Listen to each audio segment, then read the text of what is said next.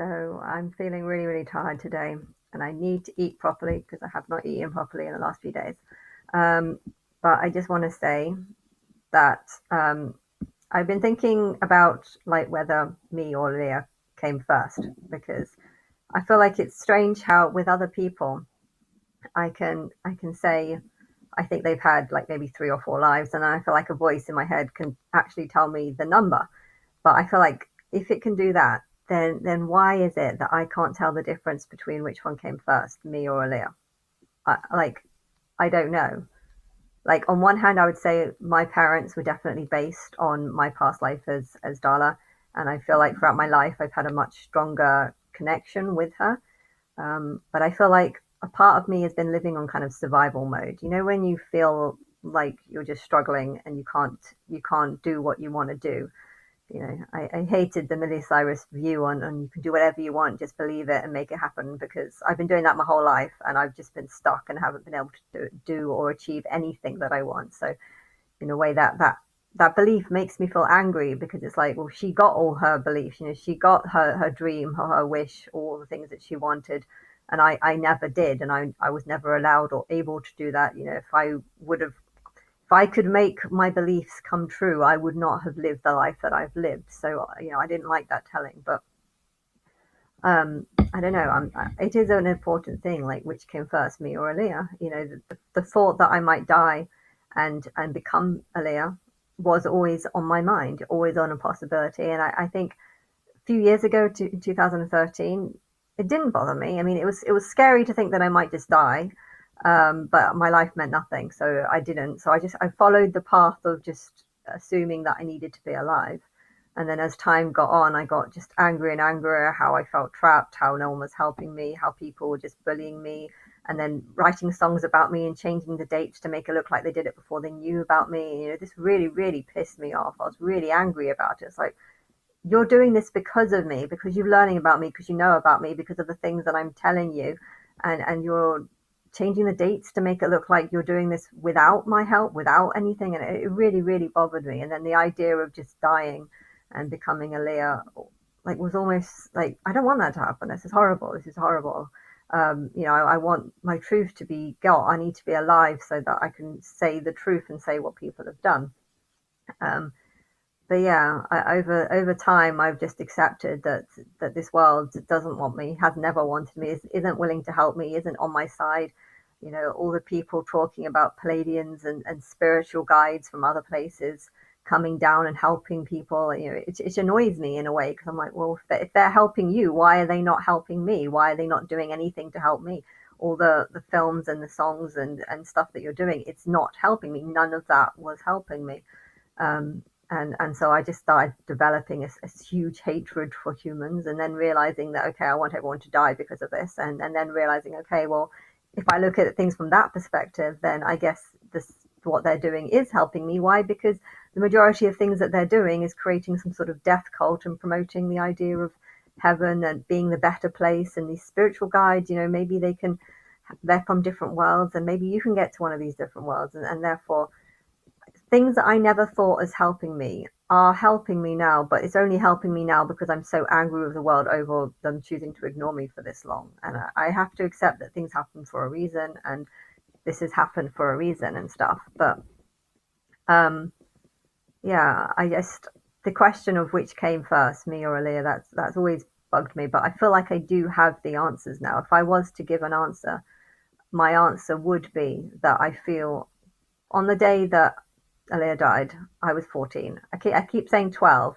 but I realized that I don't really remember like what happened. It was just a dream. It was a dream. I believe that I know I was at home and I was on a sofa, and I know that I used to sleep on the sofa a lot when I went to Sylvia Young Theatre School, and therefore I kind of just assumed that I was still at Sylvia's. But then I've been thinking about it, and it's like I remember when the airplane, the 9/11 crashed. I was in the art room of my boarding school, and I think it was the second year that I was in this boarding school. So I have strong memories of that.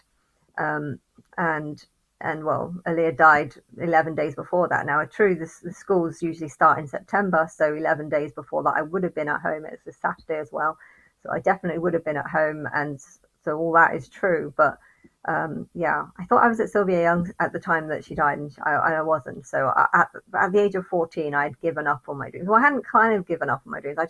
I knew that I wasn't going to achieve them at Sylvia's because um, it was just really annoying. There's this list of people on the wall, and every time you walk past it, people's names would be highlighted, and my name was never highlighted. I was never chosen to do anything. I had my friend who was like she got loads of auditions to be an Annie, and she became the child of Annie in the first year, and in the second year she actually became Annie in Annie. And I guess I was always feeling a bit like jealous, how is she able to get all these parts and I'm not? How and the one part that I did get of Joseph Take Our Dreamcoat, the only reason why I got that part because my mum happened to randomly invite some kids over to my house, people that I didn't speak to or didn't really know very well. Like I wasn't that close to them, and she just randomly invited them to my house. And when I got home that day, I found them at my house, and I was just like, what have you done? Why did you go to the school? Why did you bring these kids to my house? And why did you not walk with me or come? And she said, oh, because I knew you wouldn't agree to this. And it's like, well, if you knew I wouldn't agree to this, then why would you do it? But it was through that she found out that there was this Joseph Technicolor Dreamcoat, and she actually went to the school and actually got me to get that job. But it was things like that. Like the school wasn't helping me, or wasn't giving me any jobs, or wasn't giving me any opportunities, and it felt annoying because everyone else was getting jobs and they weren't helping me. So I felt a strong need to just give up on the school and say, I need to focus on my education. I'm dyslexic.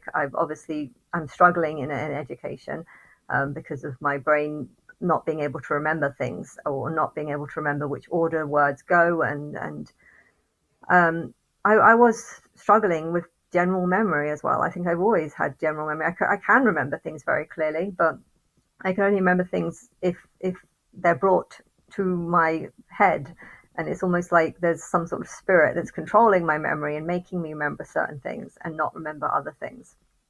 Um, and um, and yeah, so I don't know what dyslexia really is. I think it's a lot of different things, but memory is definitely one of those things. And but yeah, I feel like when I was 14, that might have been what happened. Like as you grow, as you change, your soul also changes. And maybe at the age of 14, I still had the dreams and wanting to get into to be a singer, but I knew that I didn't have the opportunities. I didn't have the right people. I didn't have the right connections. I didn't feel supported. My parents were mad. My mum's mad. My dad's just in his own world and did nothing to help me in any way. In fact, didn't agree with me going to the school. He was like, get proper education. You're not going to get an education. He was against me. So not only did I not have support, I actually had him basically telling me that I was stupid for going down that path. And because I respected my dad more than my mum, I think there was loads of reasons why I left. And it was right. I couldn't see me getting anything in that path. So I chose to go. Well, first, there was a special dyslexic school, which was complete disaster because by special dyslexic school, what they actually meant is people that can't learn things, and we're going to pretend that the problems are with the kids and not with the bad teaching that they had. The teachers were shit in that school, so I left there very quickly. My mum was the one who chose that school completely. Never trust my mum ever again after that, because that was such however bad Sylvia's was, it was nowhere near as bad as this. The education at this second school that I went to was so much worse than the education that I was getting because of doing 3 days. Sylvia's, they only had 3 days of academic classes, and 2 days of acting and other of that stuff. But yeah, I left to sort out my education, but the education that I went to in the second school was even worse. They basically just told us you could do what you want, and we're just going to blame it on your dyslexia. That's how it felt to me, that school. And so that was a disaster, that one was. And then I went to a boarding school, and they were definitely much better because they forced you to take your education seriously. So I was forcing myself to try and remember things, and that was a better path. It was far more depressing, far more suicidal in that school than I was ever before. Um, but yeah, I feel like maybe if someone was to ask me who came first, me or Aaliyah, I would say that I did. But then when I was 14, my soul code was taken and then lived a full life as Aaliyah. and then I died in that plane crash, and then somehow my soul code jumped back into my body. And do I remember being like a particularly different person? No, but then again, I tried to blank out the dream and just continue living life, as I was from the memories that I had. You are the person. How you are is mostly based on your memories and what you remember and who you are as the memories have, who you've become through all the memories that you have. It's not really about your soul, but your soul does allow you to wake up quicker and stuff. But I think it is different with me though, because I feel like before I was Darla, I was actually living loads of different lives on lots of different timelines. But there is a sort of kind of reset of your soul when you birth yourself into a new planet. But you can get those memories back. But I don't know. I feel like generally when I was growing up, my vibration of how awake I was actually fairly low, but I felt like it was kept low because my life was just really shit. And so I was told by lots of people almost, I felt like it was, the world was telling me that I wasn't that special, because if I was that special, I wouldn't be living the life that I would be living. I wouldn't be born with the parents that was born into. I wouldn't have been living in a shitty house, would have put of junk and mess, because my mum's a hoarder and just doesn't throw anything away because she sees things that if you'd buy a book for 5p because you thought it was a good idea, and then a few months later you want to throw it away, she'd be like, oh no, you bought that book for a reason, you can't get rid of that book. And it's just like, what are you talking about? No, I thought it because the picture looked nice, and now I've tried to read it, I realize I don't like reading, so I want to throw it away. And she wouldn't let you throw something away. And then she was always like this, just mad. And but yeah, I just feel like I've been kept in this sort of survival mode a lot. Like at uni, I used to live off 20p pasta throughout most of the first year. Never eat 20p pasta ever again. But I felt like I was doing that because I couldn't get a job, I couldn't work, I couldn't earn money, and therefore I felt like I was in survival mode, as in, Darla, I don't believe I like fruit, but I believe Darla would have lived off fruit. So she was eating fruit not because she liked it, but because she was forced to, because it was a type of survival mode. And therefore, I feel like I've been living in survival mode. And when you're living in survival mode, you can kind of put up with so much more than what you're used to, because it's just about getting through the day. Is that is. And I don't know how Aaliyah would have felt. I think she would have had a much different life, and a lot of things would have changed. But yeah, I feel like somehow if I die, I don't think I'm going to go back to 1979 and become her. I feel like the change of when I jumped timelines and went back and lived a full life, I think it happened. It happened. Most likely date that it would have happened would be that day that I had the dream that I was her. But I've somehow managed to tell myself that it was just a dream. I have dreams all the time, and in these dreams I become a different person. I have a whole different life, a whole different family, or a whole different, some of these dreams are really strange, because it's like I've turned into someone different. And then I realize who I am. The memories of my current life all come back to me because I'm attached to my memory.